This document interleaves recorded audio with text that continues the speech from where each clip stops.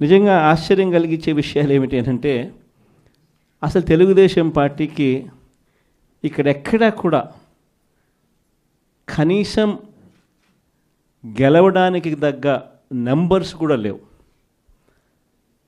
గెలవడానికి కావలసినన్ని సంఖ్యాబలం లేనప్పుడు తెలుగుదేశం పార్టీ ఎందుకు ఈ మాదిరిగా ఎన్నికలు భయాందోళన మధ్య మభ్యపెట్టి, భయపెట్టి, ప్రలోభాలు పెట్టి, దౌర్జన్యాలు చేస్తూ ఎందుకు ఈ ఎన్నికలు నిర్వహిస్తూ ఉన్నారు అనేది వాళ్ళకే తెలియడం. చంద్రబాబు నాయుడు అనే వ్యక్తికి నిజంగా బుద్ధి జ్ఞానం రెండూ లేవు. ఇన్ని సంవత్సరాలు ముఖ్యమంత్రిగా పరిపాలన చేశాడని చెప్పుకుంటాడు, కానీ నిజంగా ప్రజాస్వామ్యంలో ఉన్నప్పుడు, మనకు బలం లేనప్పుడు హూందాగా అది వదిలేయాలి. అది ప్రజాస్వామ్యంలో ఎవరైనా కూడా చేయాల్సిన పని.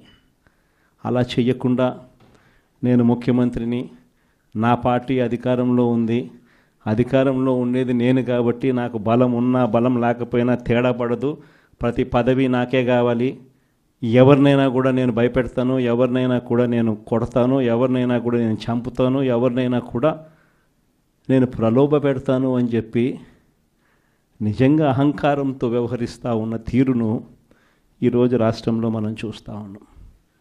ఇది ధర్మమేనా, న్యాయమేనా అన్నది నిజంగా ప్రతి ఒక్కరూ కూడా రాష్ట్రంలో ఆలోచన చేయాలి.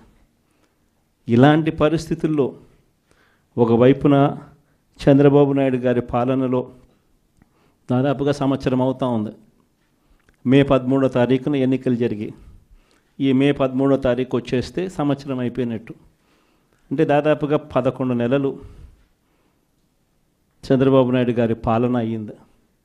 ఈ 11 నెలల కాలంలో ఎక్కడైనా కూడా నాయకుడు అనేవాడు ఎలా ఉండాలి? తాను చేసిన మంచి పనిని చూపించి, నేను ఈ మంచి చేశాను కాబట్టి ప్రజల దగ్గరికి వచ్చి ధైర్యంగా చిరునవ్వుతో ప్రజల మన్ననలు పొందుతూ వాళ్ళ ఆశీర్వాదాలు తీసుకునే కార్యక్రమం ఎక్కడైనా జరగాలి.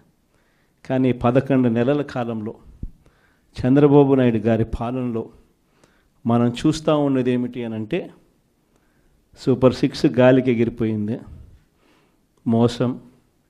సూపర్ 7లు గాలికి ఎగిరిపోయాయి, మోసం. 143 హామీలు ఎన్నికలప్పుడు ఒక మేనిఫెస్టో అని చెప్పి ఈ కూటమి ప్రభుత్వం దాన్ని చూపించి ప్రజలకంతా కూడా మభ్యపెట్టి, ప్రతి ఇంటికి ప్యాంఫ్లెట్లు పంచి, ప్రతి ఇంటికి వచ్చి వాళ్ళ కార్యకర్తలు, ఇదిగో మా మేనిఫెస్టో, ఇదిగో మా చంద్రబాబు నాయుడు బాండ్ పెట్టినాడు, బాండ్ పంపించినాడు మీకు అని ఈ రకంగా ప్రతి ఒక్కరిని కూడా ప్రలోభపెట్టి 143 హామీలనిచ్చి ఎన్నికలు గెలిచారు.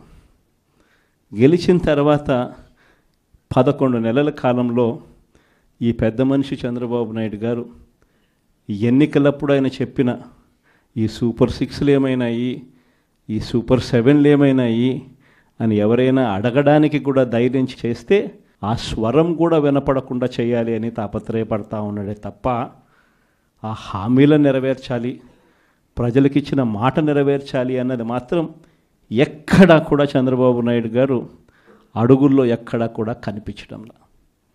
ప్రతి అడుగు ఒక మోసమే, ప్రతి అడుగులోనూ మోసము. ఆయన పాలనలో మనం చూసేదంతా అబద్ధాలే కనిపిస్తూ ఉన్నాయి. ఈరోజు ఈ పెద్ద మనిషి చంద్రబాబు నాయుడు గారి హయాంలో ఒకవైపున సూపర్ 6లు సూపర్ 7లు గాలికి ఎగిరిపోయాయి, మోసంగా తెలిపోయింది. చివరకు 6 నెలల కిందటి వరకు, ఆయన ప్రభుత్వం రాకముందు వరకు, అంటే 11 నెలల కిందట, 11 నెలల కిందటి వరకు, అంటే ఆయన ప్రభుత్వం రాని వరకు వైఎస్ఆర్సీపీ ప్రభుత్వ హయాంలో, మీ జగన్ పాలనలో ప్రతి ఒక్కరికి కూడా ప్రతి నెల ఏదో ఒక బటన్ నొక్కేది, ఏదో ఒక రకంగా ప్రతి ఒక్కరికి ఇంట్లో మంచి జరిగే పరిస్థితి నుంచి, 4 ఏళ్ళు నోట్లేకపోయే పరిస్థితి నుంచి చంద్రబాబు నాయుడు వచ్చాడు. 4 ఏళ్ళు లోపలికి పోవడం కదా దేవుడు ఎరుగు, ఉన్న ప్లేటును తీసేశాడు. మరోవైపున సూపర్ 6లు సూపర్ 7లు ఒక మోసంగా ఇవాళ ప్రజలకు అందరికీ కూడా కనపడతా ఉన్నాయి. ఇలాంటి పరిస్థితుల్లో ప్రజల్లోకి పోలేడు, కార్యకర్తలను పంపించలేడు, పంపించి ప్రజలకు పలాని మంచి చేశాము అని చెప్పే పరిస్థితి లేదు. స్కూళ్ళు నాశనం అయిపోయాయి, ఇంగ్లీష్ మీడియం గాలికి ఎగిరిపోయింది, నాడు నేడు పనులు ఆగిపోయాయి. 3వ తరగతి నుంచి టోఫుల్ అనే ఒక పీరియడ్ పెట్టి మన పిల్లల్ని గొప్పగా చదివించాలి అని చెప్పి ఆరాటపడే ఆలోచనలన్నీ గాలికి ఎగిరిపోయాయి. టోఫుల్ క్లాసులు తీసేశారు. సబ్జెక్ట్ టీచర్ కాన్సెప్ట్ను 3వ తరగతి నుంచి పెట్టిన పరిస్థితులను గాలికి ఎగిరిపోయాయి. 8వ తరగతి పిల్లలకు ప్రతి సంవత్సరం ట్యాబులు వచ్చేటివి, గాలికి ఎగిరిపోయాయి. మరోవైపు వైద్యం చూస్తామనంటే ఆరోగ్యశ్రీ బిల్లుల పరిస్థితి చూస్తే నెట్వర్క్ హాస్పిటల్స్కు ఈ 11 నెలల కాలంలో మామూలుగా ఆరోగ్యశ్రీకి నెలకు 300 కోట్లు ఖర్చు అవుతుంది. 11 నెలలకు ఈ పెద్ద మనిషి ఈ నెట్వర్క్ హాస్పిటల్స్కి పెట్టిన బకాయిలు ఎంతో తెలుసా? 3,500 కోట్లు. 3,500 కోట్లు మా నెట్వర్క్ హాస్పిటల్స్కు బకాయిలు పెట్టినాడు. అంటే ఆ 300 కోట్లు నెల ఇవ్వాల్సింది 11 నెలల్లో ₹1 ఇలా. చివరికి నెట్వర్క్ హాస్పిటల్ ఆరోగ్యశ్రీ పేషెంట్లకు వైద్యం చేయడానికి సుముఖంగా లేని పరిస్థితి ఈరోజు రాష్ట్రంలో కనిపిస్తూ ఉంది. 104, 108 అంబులెన్సుల గురించి నేను చెప్పాల్సిన పనుల, గవర్నమెంట్ హాస్పిటల్ గురించి అంతకన్నా చెప్పాల్సిన పనుల. ఇక వ్యవసాయం గురించి మీ అందరికీ తెలిసింది, ఒక్క పంటకు గిట్టుబాటు ధర లేదు. రైతు అనేవాడు దళారీలకు ఈరోజు పూర్తిగా అమ్ముడుపోయిన పరిస్థితిలో ఈరోజు రైతన్న వ్యవసాయం చేయాల్సిన పరిస్థితి. పెట్టుబడి సహాయం కింద అప్పుడు ఏమన్నాడు? జగన్ 13,500 ఇస్తామన్నాడు. అది కూడా పిఎం కిసాన్తో కలిపి మేము వచ్చినామనంటే పిఎం కిసాన్ కాక 20,000 ఇస్తామని చెప్పి నమ్మబలికినాడు. ఈయన వచ్చాడు, కనీసం ఆ జగన్ అన్న ఉన్నప్పుడు ఆ 13,500 అన్న వచ్చేది. ఇప్పుడు అది బాయ, ఆ ఇస్తానన్న ఈ 20,000 ఇది బాయ. మరోవైపున రైతులకు ఆర్బీకేలన్నీ నిర్వీర్యం. ఉచిత పంటల బీమా పూర్తిగా ఎత్తేసాడు. సీజన్ ముగిసేలోగానే ఇన్పుట్ సబ్సిడీ వచ్చేదాన్ని కూడా ఊడబెరికేశాడు. వెరసి చూస్తే రైతులకు పెట్టుబడికి డబ్బులు లేకపోగా కనీసం రైతు పండించిన పంటకు గిట్టుబాటు ధరలు కూడా లేని పరిస్థితిలో ఈరోజు రాష్ట్రం ప్రయాణం చేస్తూ ఉంది. మరోవైపున చూస్తే వాలంటీర్ వ్యవస్థ లేదు, ట్రాన్స్పరెన్సీ లేదు, పారదర్శకత లేదు, స్కీములు లేవు.